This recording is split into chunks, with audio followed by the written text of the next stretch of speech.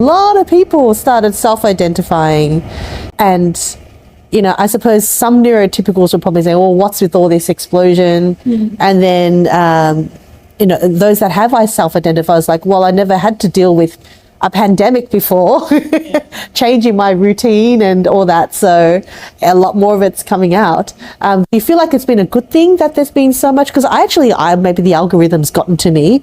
There's I'm seeing a lot of, you have ADHD if you do this and all that. And so how do we, obviously I'm now mindful of, okay, is it, or are you just kind of saying that kind of thing? Yeah, I think that's really important in the person that you're following, the person that is sharing that content. And usually if it's a lived experience kind of content creator, it's understandable.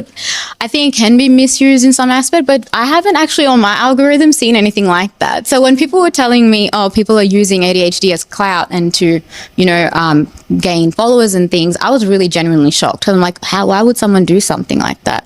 Why would they, pose as something like that? But genuinely people do that.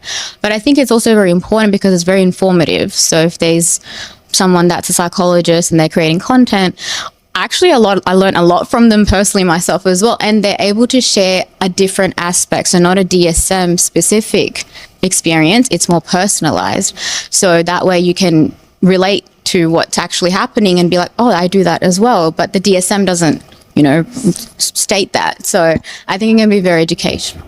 I have something to say on that. I did a psychology honours degree, learned about autism, ADHD, did an honours thesis on the brain activity of adults with ADHD, and I didn't realise that I was autistic and had ADHD until I followed Sunny, who's the lived experience educator, and their content started resonating with me, and it was like, okay, maybe in the past things that I thought were related to, I don't know, depression and anxiety are actually related to sensory difficulties, challenges in social situations, and their content helped me explore that part of myself, that it's like this part of me always felt different, but I didn't have the language as to how. So there are obviously challenges with an increase in information out there, in that some of it might not always be accurate, but I think it's really important that this is becoming